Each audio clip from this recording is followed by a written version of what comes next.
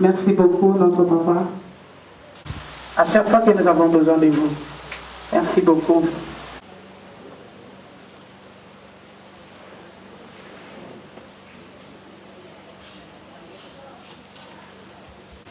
Merci.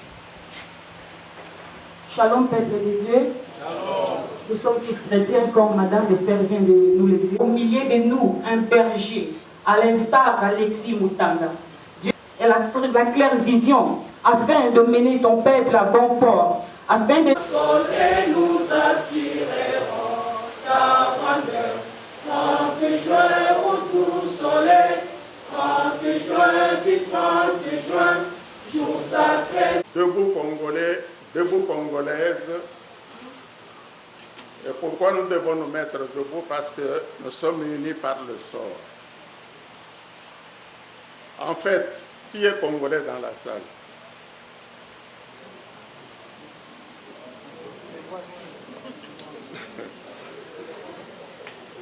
Eh bien, merci beaucoup. Je vois que vous reconnaissez que vous êtes Congolais.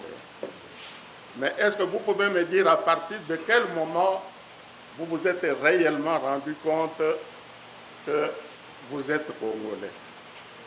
C'est-à-dire que vous appartenez à un pays qu'on appelle République démocratique du Congo. Un pays vaste, parce que vous le savez, plus de 2 400 000 kilomètres carrés. 2 millions de kilomètres carrés. Vous savez ce que ça représente? Vous prenez un kilomètre, c'est-à-dire 1000 mètres. Le carré, c'est dans l'autre sens, vous avez encore, et vous multipliez 1000 par 1000. Mais là, c'est 2 400 000 kilomètres carrés.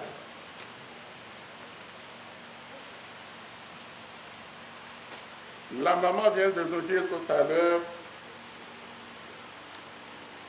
que le Congo, parce que c'est ça que je vois même sur le thème de la conférence, face aux enjeux de l'heure. Et les enjeux de l'heure pour un Congolais, c'est quoi?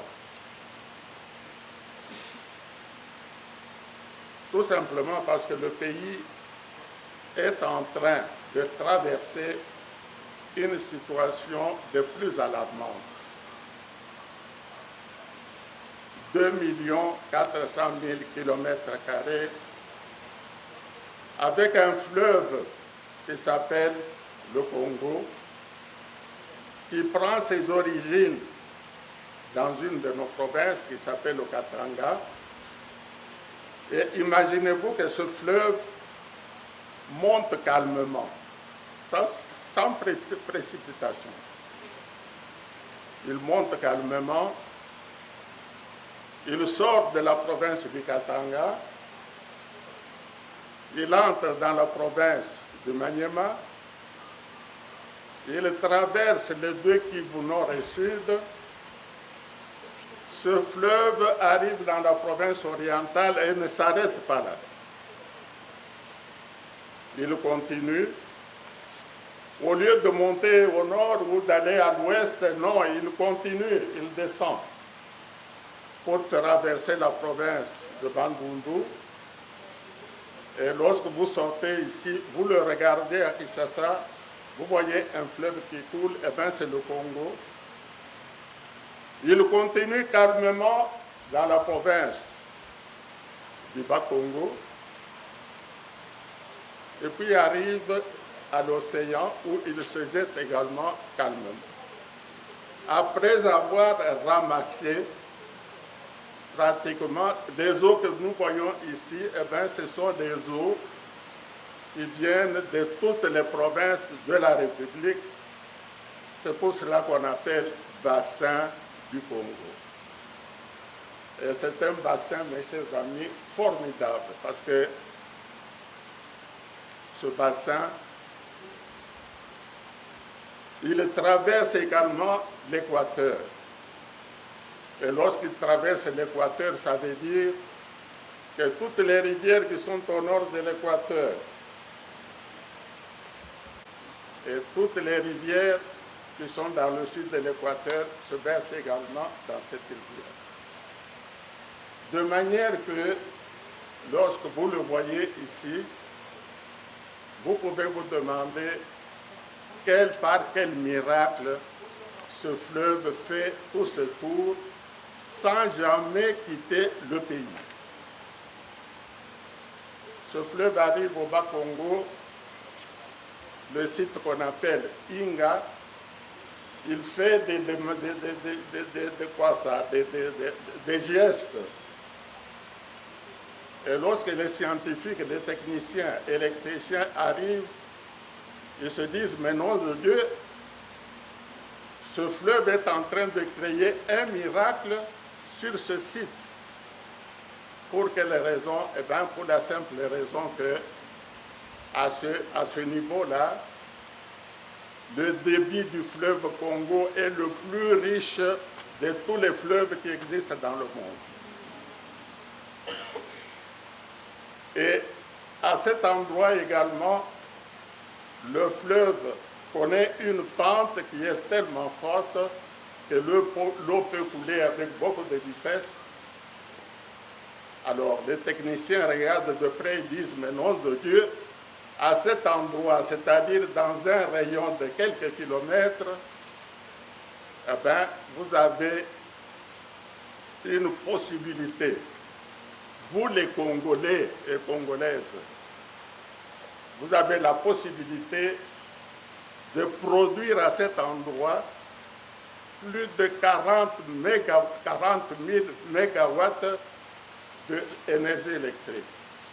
40 000 mégawatts, ça veut dire 40 millions de kilowatts. Mais seulement, il faut des milliards pour faire un centre hydraulique de cette importance. Mais qu'est-ce que le fleuve nous offre? La possibilité de faire des équipements en cascade. C'est-à-dire, suivant vos besoins, vous pouvez construire d'abord Inga 1 à moindre coût.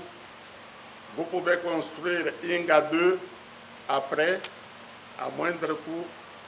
Et puis vous pouvez aller vers Inga 3 et Inga 4 jusqu'au moment où vous décidez de faire le barrage du fleuve. Alors là, vous atteignez, et je vous assure que ce sont des économies énormes.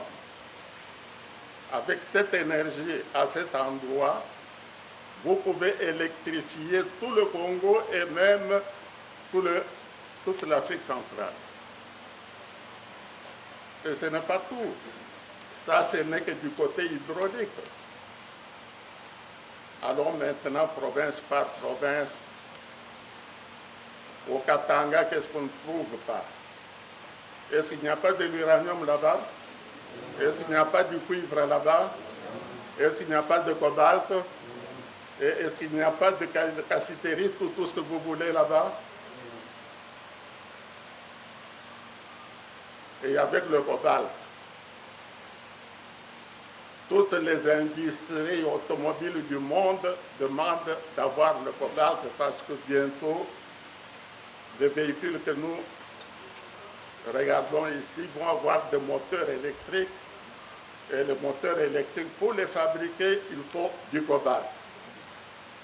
Et vous, les Congolais ici, vous possédez des réserves de cobalt, plus de 60% du cobalt du monde.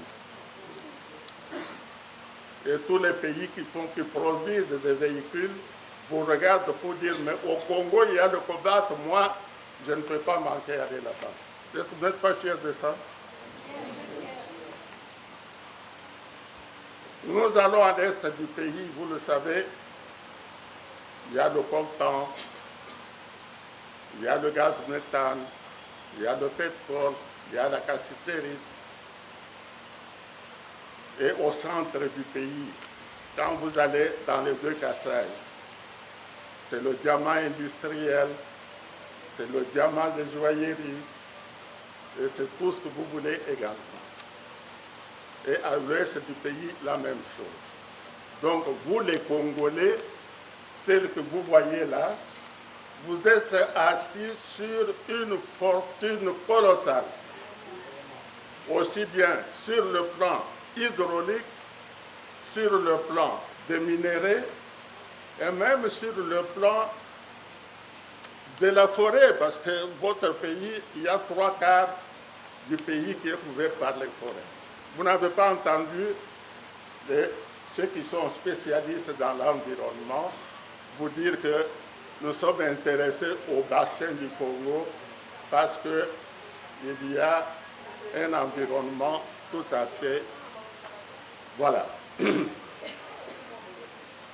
Donc, disons que nous sommes Congolais, nous sommes propriétaires de ce pays fantastique, ce pays merveilleux. Je n'ai pas parlé de coltan. Vous avez tous des appareils de communication.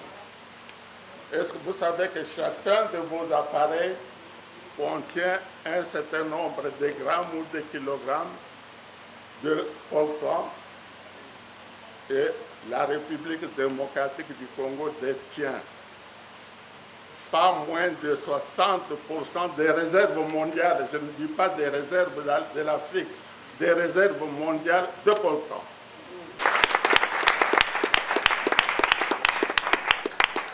Congolais.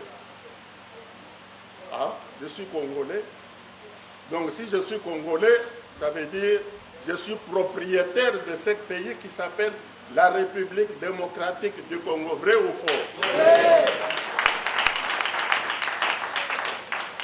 Mais vous êtes propriétaire, quand on est propriétaire d'un véhicule, vous savez à quel moment vous avez à chercher la parcelle, etc. Mais ici, du jour au lendemain, on vous dit que vous êtes propriétaire d'un pays qui s'appelle la République démocratique du Congo. Vous ne trouvez pas que c'est un miracle?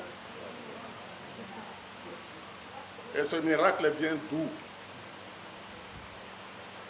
Je félicite les organisateurs parce qu'avant de commencer cette conférence, ils ont dit « Prions d'abord le bon Dieu », n'est-ce pas? Et nous nous sommes mis debout pour prier le vieux qui est là. Pourquoi? Parce que ce Congo qui est notre pays, qui est notre propriété, nous n'avons rien fait pour être propriétaires de ce pays. Nous le sommes tout juste par naissance. Mais ce pays vient de loin.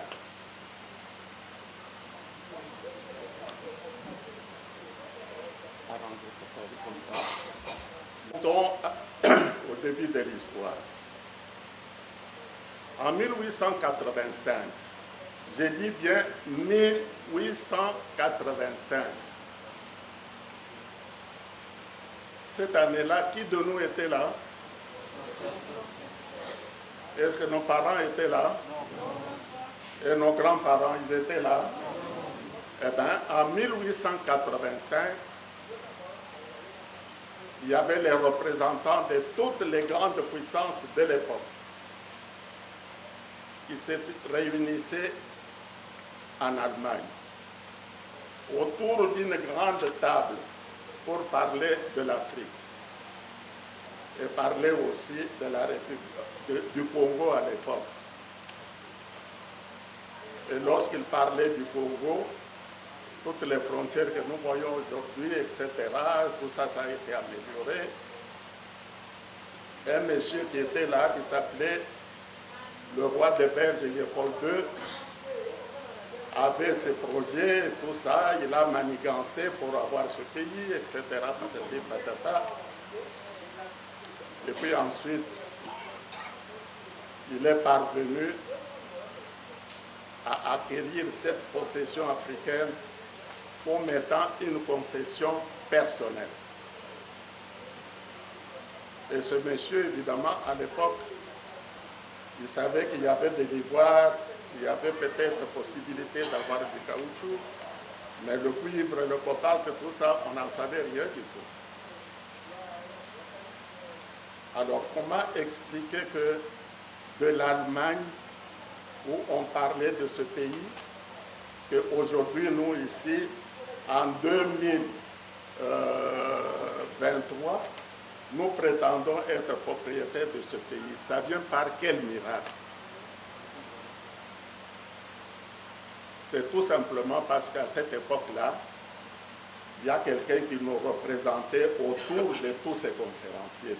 Vous pouvez me dire qui c'était?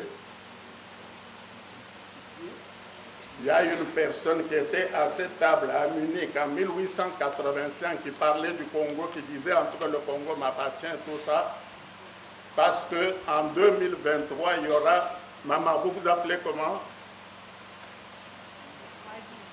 Que maman Magui, en 2023, sera propriétaire de ce pays. C'est déjà à cette époque, maman, que c'était décidé que c'est toi la propriétaire de ce pays.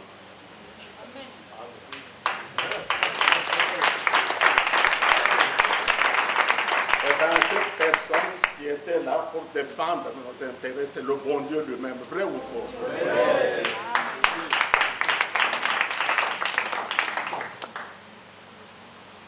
Alors aujourd'hui, 2023, une centaine d'années plus tard, le Congo est là, nous sommes propriétaires, etc., etc. Mais notre Congo, là, il est dans quel état? Nous, les propriétaires du Congo, nous sommes où pour que ce pays puisse être dans l'état actuel? Et c'est lui qui nous a donné ce pays, qui a travaillé, qui a fait tout, etc. Vous pensez qu'il n'aura pas un jour raison de nous demander, mais je vous ai donné ce pays, j'étais pour vous votre défenseur depuis telle date et telle date. Aujourd'hui, vous êtes là, vous vous plaignez de la faim, vous vous plaignez des maladies, vous vous plaignez de ceci, vous êtes pauvre, vous n'avez pas de travail, patati et patata. Et ce pays que je vous ai donné là-bas, qu'est-ce que vous en avez fait? Et ça, c'est une question qu'il va poser à chacun d'entre nous. Il ne mettra pas ici pour dire, monsieur, dites-moi non.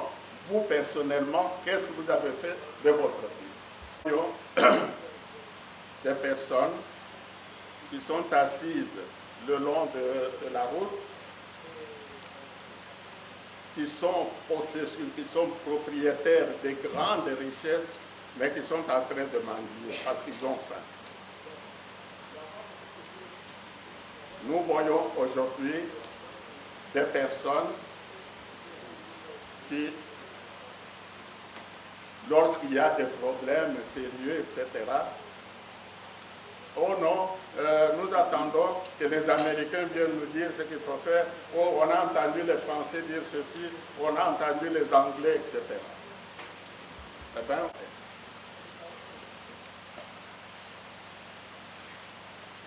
le thème de la conférence, face aux enjeux de l'heure, quel leadership a appliqué sur la population pour relever le défi. Je vais vous donner un exemple historique, un exemple réel. Et je crois que ceux qui connaissent un peu notre histoire, ils peuvent se rappeler parce que ça se trouve dans tous les livres d'histoire. Nous avons dit ici tout à l'heure qu'à Munich, le roi Léopold II avait acquis officiellement, avec l'accord de puissance de l'époque, la concession Congo en Afrique. Et le roi des Belges, tout brave qu'il était à l'époque, parce que la Belgique, à l'époque comme aujourd'hui, c'est toujours un petit pays par rapport aux autres, et il était propriétaire personnel, donc le Congo était sa concession personnelle. Et pendant plus de 20 ans, le brave roi des Belges, il avait fait ce qu'il pouvait faire, c'est-à-dire exploiter le pays de sa manière. Ce qui l'intéressait au plus haut point, c'est d'abord l'ivoire, parce que, vous savez, en Afrique, à l'époque, c'était des éléphants et tout ça, donc on pouvait envoyer des gens tuer les éléphants, prendre de l'ivoire pour l'amener en Europe. Après l'ivoire, c'était l'explosion en Europe de l'industrie automobile. Et alors, on avait changé de priorité. Au lieu de l'ivoire, c'était beaucoup plus le caoutchouc. C'est ainsi que le roi des Belges avait utilisé tous les moyens pour qu'on puisse produire le plus de caoutchouc pour que ça arrive à Bruxelles et que lui, il puisse vendre aux industries automobiles. Mais seulement, il fallait utiliser des grands moyens. Les grands moyens, ça veut dire le terrorisme, c'est-à-dire, messieurs, chaque jour, vous devez nous apporter autant de kilos de caoutchouc. Eh bien, vous le faites, et si vous ne le faites pas, eh bien, vous y passez. On a coupé les mains des gens, on en a tué beaucoup. Il y avait même des familles qui étaient dispersées parce que le monsieur est allé chercher du caoutchouc, la famille est restée, et ainsi de suite. De telle manière que la vie au Congo était devenue tout simplement insupportable. Et cela a duré plus de 20 ans. Et alors, comment est-ce que cette situation finalement a pris fin? Et là, je vais vous donner l'exemple de leadership, c'est-à-dire d'une personne qui a appliqué tous les principes de leadership. Eh bien, le jeune homme qui s'appelait Morel, de nationalité britannique, travaillait au port d'Anvers où sa société l'avait engagé, il n'avait que 23 ans. Alors le jeune homme qui travaillait très sérieusement et assidûment avait remarqué quelque chose de très drôle et de très bizarre. Il avait remarqué qu'il y avait des bateaux de sa société engagés par la Belgique qui se rendaient systématiquement en Afrique, c'est-à-dire au Congo, et qui revenaient avec des marchandises. Les marchandises qui revenaient d'Afrique, c'est-à-dire du Congo, eh bien, c'était le caoutchouc, c'était l'ivoire, c'était même quelques tronçons d'arbres, etc. Et d'une manière systématique, eh bien, voilà les charges qui arrivaient à Anvers à partir de l'Afrique. Mais en contrepartie, les bateaux qui partaient d'Anvers vers l'Afrique, ils remarquent également que c'était des officiers militaires, c'était des soldats, c'était des armes, c'était, en tout cas, il n'y avait absolument rien d'autre que des armements. Après avoir regardé ces choses pendant longtemps, il a dit qu'il doit y avoir un problème très sérieux. Comment expliquer que les bateaux qui partent au Congo? Et pourquoi, depuis 60 jusqu'à aujourd'hui, ça fait plus de 60 ans de notre indépendance nationale, que le peuple congolais puisse être en train de tourner en rond, de manière même d'aller plus loin. 2 400 000 kilomètres, plus de 150 000, 120 000,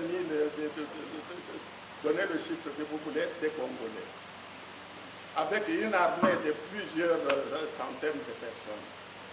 Et aujourd'hui, on a en face de nous un groupe armé et on pleure partout pour dire que voilà, nous sommes agressés, etc. Quand vous regardez sur la carte du monde, est-ce que vous savez voir le Rwanda? Est-ce que vous savez le voir?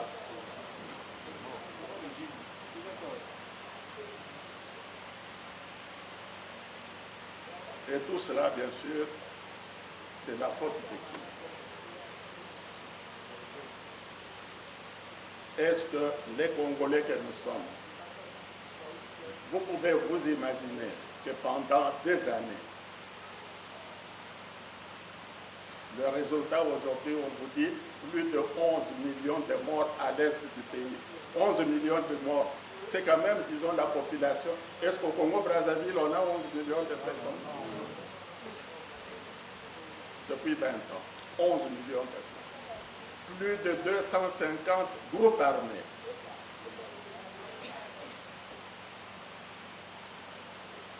Le cobalt, le coltan dont nous parlons ici, traverse la frontière. Quelqu'un de nous a déjà vu la couleur du coltan? Et pourtant, c'est une des plus grandes richesses. Vous êtes Congolais, vous êtes propriétaire de ce pays. Vous n'avez même pas un comptoir où on peut venir acheter votre coltan. Il faut que ça traverse la frontière. Vous écoutez la radio tous les week-ends. Hier encore ou ce matin, je ne sais pas, je ne me rappelle pas. Eh bien, à Nietouri, on vous dit toujours autant de maisons brûlées, autant de morts. Et ces morts-là, il y a plusieurs morts. Hein. On peut prendre un revolver, pam, pam, pam, et puis vous crevez. Non, mais là, c'est la machette. Vous êtes chez vous, avec votre famille, à 3 h du matin, on entre, on vous égorge comme une chèvre. Vrai ou faux? Si la maman est enceinte, on ouvre le ventre, on prend le bébé, on coupe aussi la tête. Est-ce que ce n'est pas du satanisme?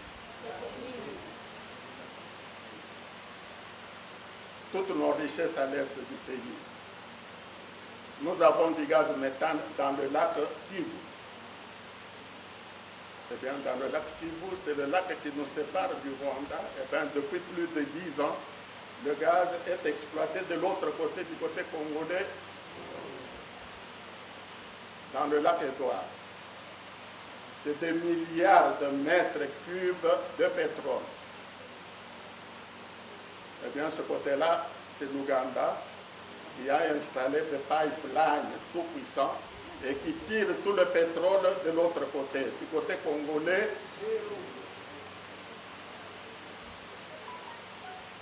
pendant que nous luttons avec les 250 groupes armés, au Kivu, etc., au nord du pays, qu'est-ce que nous entendons?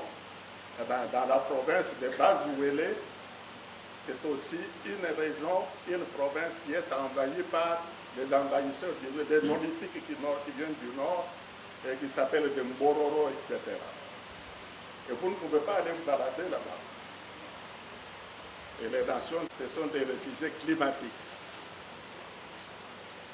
Un réfugié climatique, vous savez ce que c'est? Il fuit le climat chez lui pour venir chez vous et pour être en paix, etc. Et entre-temps, il vient avec des vaches, des centaines de vaches, et il est armé jusqu'au bas. Il y a quelques années, vous avez entendu parler des 400 vaches qui sont arrivées au Bandundu, n'est-ce pas? Oui. Ces vaches venaient d'où? De l'est du pays. Donc, à partir de Kivu ou bien du lac Tanganyika. Eh bien, est-ce que vous avez déjà regardé sur la carte pour voir la distance entre le lac Tanganyika et le Bandundu? C'est combien de kilomètres? Plus de 2000 kilomètres. À travers la forêt vierge. Traverser des centaines de rivières. Pour que ces vaches arrivent à Bandundu, 400 vaches avec leurs bouviers, etc., sur une distance de 2000 km, ils peuvent avoir fait combien de mois?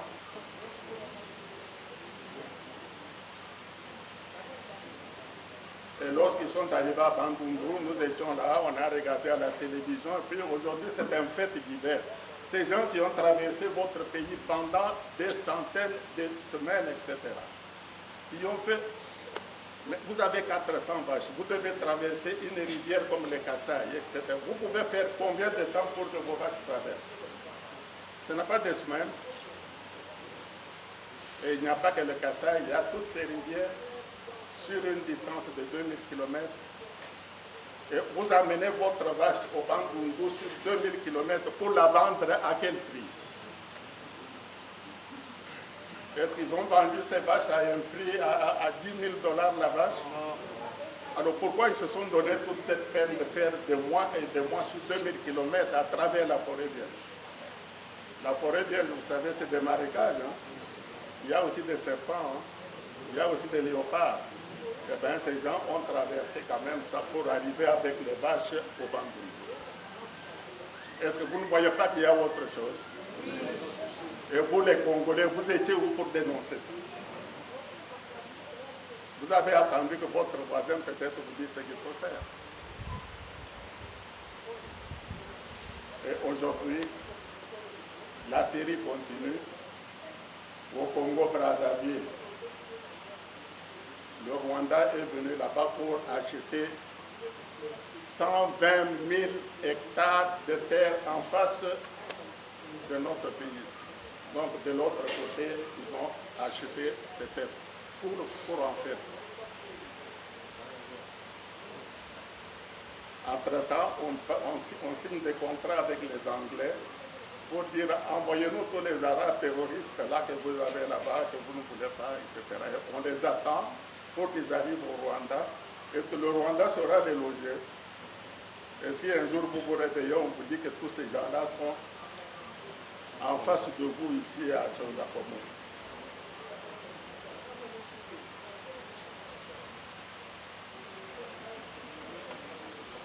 En République centrafricaine, c'est tout à fait autant. On a d'abord envoyé des militaires là-bas pour aller pacifier, je ne sais pas quoi. Mais maintenant, on a signé des accords avec le président centrafricain pour que les militaires rwandais qui sont là puissent circuler. Ils vont arriver même jusqu'à Bangui, etc. Et en face de Bangui, il y a la ville de Zongo. Zongo ne serait pas chez nous. Alors quand ils ne peuvent pas traverser par la pirogue. Alors, implanté à l'est, implanté au nord, implanté à l'est. Le jour où il y aura, je ne sais pas moi, des confrontations, vous allez vous défendre de quelle manière? Est-ce que vous pensez que c'est notre problème ou c'est le problème des Américains?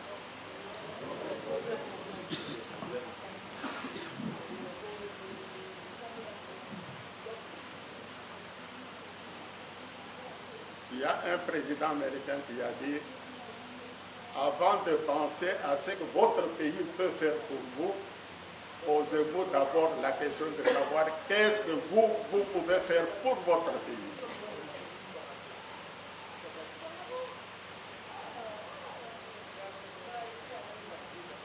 Il y a des millions qui circulent dans notre pays, vous savez, ce n'est jamais des milliers, c'est toujours des millions. Si ce n'est pas des millions, ce sont des milliards.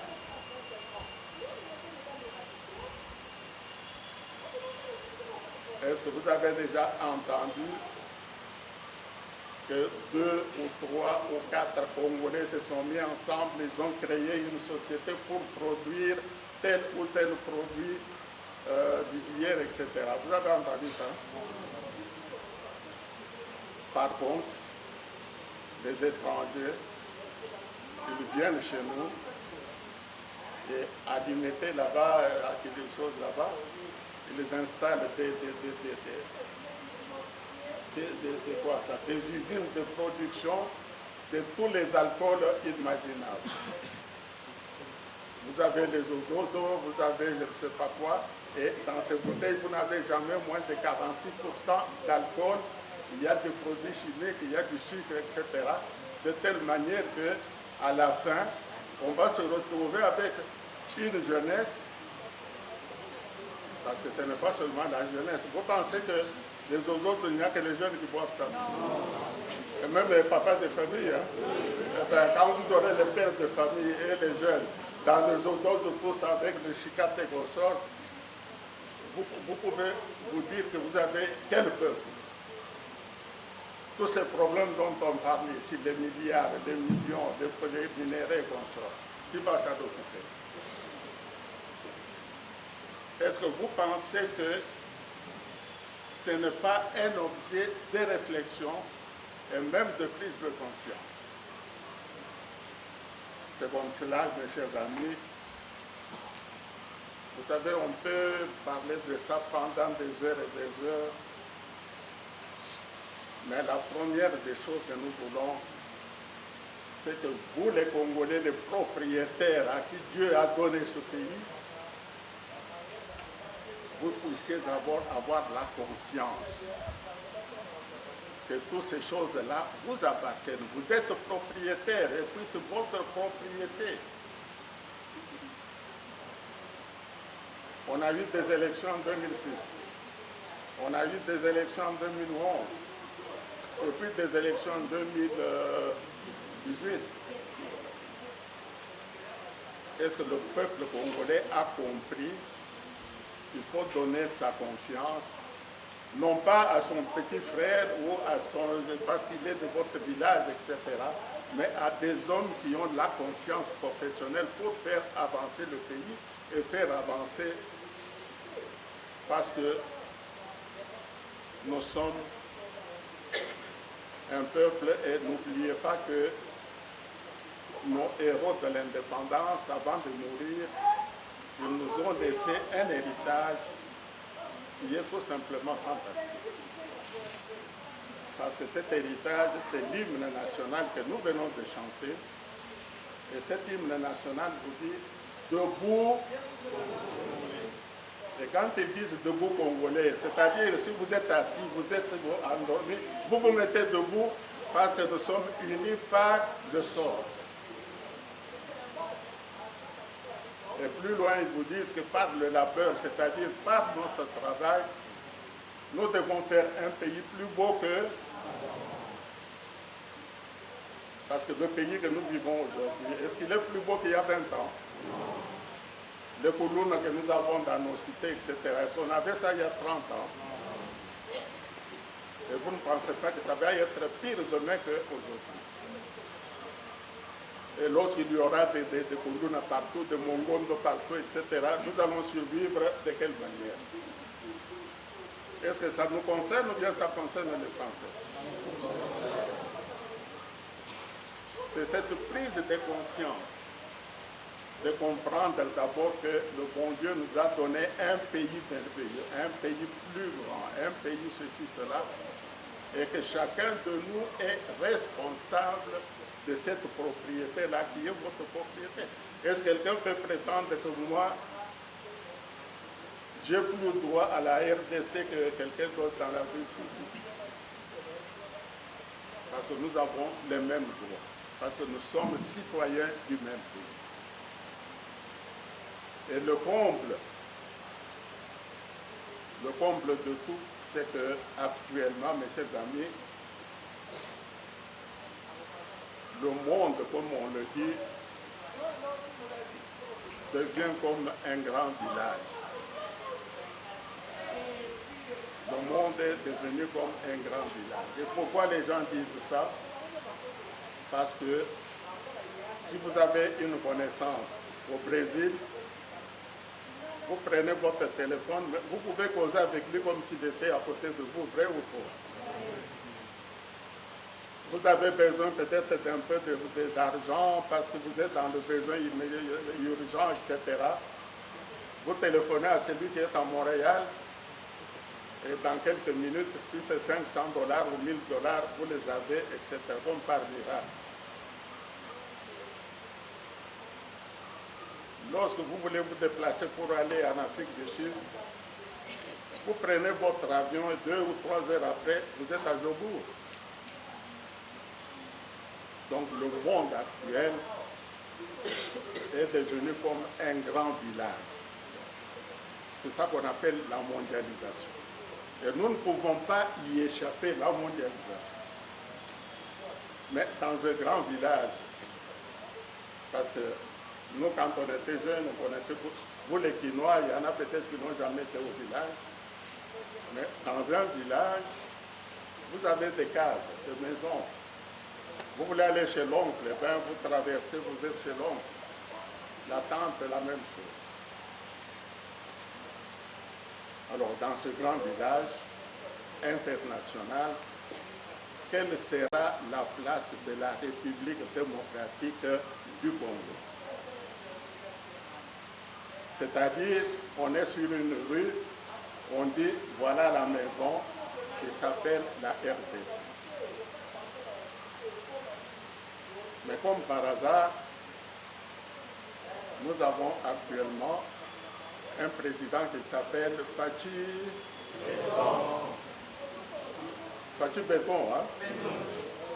Le béton, vous savez ce que c'est, hein? Eh bien, dans ce grand village-là, la maison que nous devons construire, vous tous ensemble, tous les Congolais ensemble, unis par le sort, c'est de construire un grand immeuble.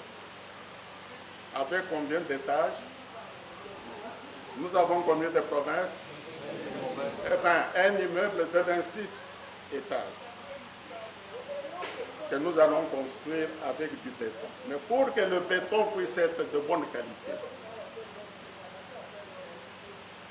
d'abord dans le béton, qu'est-ce qu'on trouve? Il y a du sable, hein? Il y a du ciment, il y a la caillasse, et bien il y a du sable aussi. Et vous avez de l'eau, et puis le fer à béton. Très bien. Et quand vous avez réuni tous ces éléments-là, vous avez besoin d'un bon maçon pour faire le mélange et produire du bon béton. Et ce béton va vous servir à quoi? Dans ce grand village, de construire d'abord la fondation de votre immeuble, parce qu'il a 26 étages. Et vous savez, quand on construit un immeuble, on fait la fondation et puis on commence à monter les colonnes, etc. Mais au moment où vous arrivez au 26e étage, je vous assure qu'il y a beaucoup de sable et de caillasses qui sont partis. Mais pour que toute cette structure puisse être solide, pour qu'elle puisse être éternelle, parce que le pays est éternel. Éternel, c'est-à-dire jusqu'à la fin du monde. Parce qu'après notre génération, c'est une autre génération. Nous sommes là parce que la précédente nous a cédé place. Alors, messieurs, mesdames, si vous vous occupez, si vous choisissez d'apporter du sable, pourquoi ne pas apporter le sable de meilleure qualité? Si vous apportez du ciment, au lieu d'aller nous acheter n'importe quel ciment, pourquoi ne pas choisir le meilleur ciment et le faire à béton? Donc ça veut dire que tous les Congolais unis par le sort vont s'unir pour construire cet immeuble. Une fois que la structure est terminée, on aura besoin de très bons électriciens pour mettre la lumière, n'est-ce pas? On aura besoin de très bons peintres pour nous mettre la peinture, n'est-ce pas? Nous aurons besoin d'un bon plombier pour nous mettre de belles toilettes, vrai ou faux? Nous aurons aussi besoin, parce que vous savez, 26 étages, si vous êtes au rez-de-chaussée, le rez-de-chaussée, c'est Kinshasa la belle. Hein? Vous êtes à Kinshasa, vous voulez aller au 26e étage, il faut de très bons ascenseurs. Donc on aura besoin d'abord de faire du très bon béton pour nos fondations et nos choses. Et puis ensuite, nous aurons besoin de toutes les spécialités pour que cet immeuble-là, une fois qu'il est fondé, qu'il est illuminé, mais un petit voyou qui vient avec son avion s'aventurer aux environs, s'il cogne le bâtiment, Qui va se casser la gueule? C'est lui. Et le bâtiment sera intact parce que nous savons ce que nous avons. Et c'est le travail de qui? Le travail des jeunes, le travail des adultes, le travail des mamans, des petites filles, c'est le travail de nous tous. Vous choisissez d'amener le sable de meilleure qualité. Et les élections qui arrivent, c'est aussi un test de la maturité de notre peuple. On a peut-être commis des erreurs en 2006, peut-être en 2011, peut-être en 2018. Mais maintenant, nous devons être des responsables, nous poser la question de savoir, pour terminer cet immeuble, on a des personnes qui croient dans leur destin et qui croient parce que quand vous allez vous présenter devant le Dieu qui nous a donné toutes ces richesses, il va vous poser la question de savoir, je vous ai donné 10 milliards de talents. Qu'est-ce que vous avez fait avec ces talents? Parce que le pays, ce n'est pas 5 ou 6, c'est des milliards de talents. Est-ce que dans la Bible, il n'y a pas une parabole autour des talents? Et la conclusion est que celui qui s'amuse, celui qui ne prend pas les choses au sérieux, eh bien, vous lui arrachez ces talents-là, vous les donnez à qui? Mais la balkanisation que nous connaissons aujourd'hui, est-ce que ce n'est pas la conséquence de notre propre attitude? Parce que les autres se sont rendus compte que les Congolais ne s'intéressent pas à leur pays, ce qui se passe, ils ne sont pas intéressés, etc. Alors, pourquoi ne pas faire autre chose, etc. Et ils sont en train de le faire. Heureusement que nous avons pris conscience et nous avons dit, écoutez, à partir de maintenant, nous nous occupons de nous-mêmes. Donc, voilà le leadership. Le leadership veut dire, vous prenez conscience des problèmes de votre pays. Vous dites, avant que le pays s'occupe de moi, moi je m'occupe de mon pays. Parce que quand ce pays sera amélioré, eh bien, tout ce que je voudrais, c'est ainsi qu'à l'UDPS, par exemple, on a parlé de l'union pour la démocratie et le progrès social. C'est-à-dire que le peuple est là d'un peuple d'abord, qui doit se mettre ensemble pour démocratiser le pays. La démocratie amène un état de droit, et dans cet état de droit, on trouve le bien-être social pour tout le monde. Et les pays que vous admirez, les pays qui sont à l'extérieur, que ce soit la petite Belgique ou la France, eh bien, je vous assure qu'ils sont déjà très avancés. Parce qu'un chômeur peut se lever un jour, aller à son service social, déclarer que voilà, monsieur, moi je suis marié, j'ai 5 enfants, mais je suis au chômage. Eh bien, on vous donne un formulaire, vous remplissez, une semaine après, on vous appelle pour dire, monsieur, on vous a trouvé un logement à telle place et chaque mois, vous avez 1 000 € par mois. Est-ce que ce chômeur-là, il est comparable à nos chômeurs? Non. Eh bien, voilà ce qu'un état de droit et le bien-être social de la population. À bon entendeur, ce jeune homme qui n'avait que 23 ans, qui n'était pas congolais de père et de mère, parce qu'il était britannique, il s'est dit qu'il doit y avoir un problème. Et il a commencé à observer, à s'informer et à faire tout ce qu'il pouvait avoir pour... Et il est tombé sur les choses horribles qui se passaient au Congo, c'est-à-dire toutes ces mains coupées, les gens qui mouraient, etc. Et on nous signale, c'est-à-dire les historiens nous signalent, que pendant cette période de 23-25 ans, il y a eu pas moins de 10 millions de morts au Congo, exactement les 11 millions que nous avons aujourd'hui à l'est du pays. Vrai ou faux? À partir de ce moment, ce jeune homme, qui n'était pas congolais, qui n'avait jamais mis ses pieds au Congo, mais qui recevait des informations, il a dit, moralement, c'est un problème inacceptable. Et le garçon s'est mis à dénoncer ce qu'il voyait à Anvers. Il est rentré dans son pays. Il a écrit 3 livres sur ce qu'il avait observé. Il a écrit des articles, envoyé des articles dans toute la presse britannique. Il a créé même une sorte d'association qui était devenue pratiquement internationale pour dénoncer la politique de Léopold II au Congo et dénoncer tous les crimes qui étaient commis à cette époque.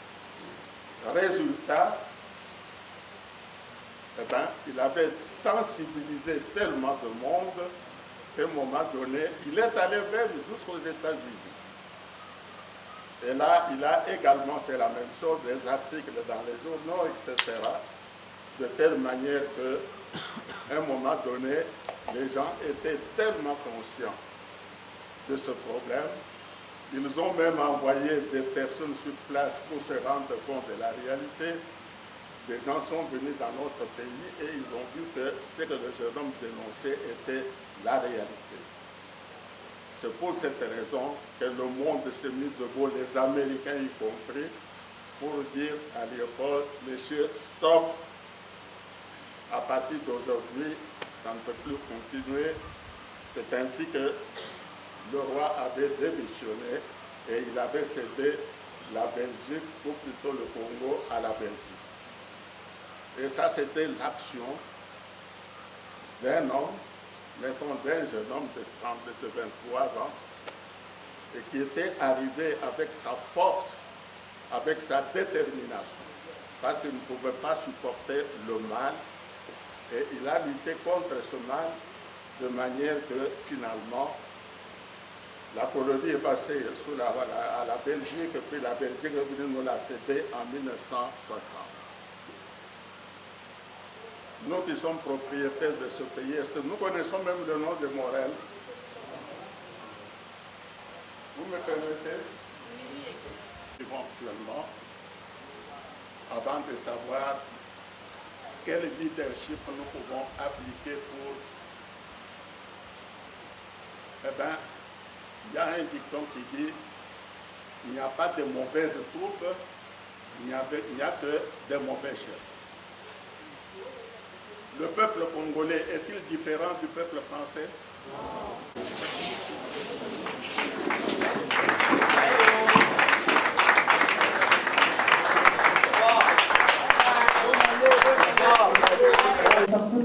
Ne sortez pas, gardez vos places. Gardez vos places. Et,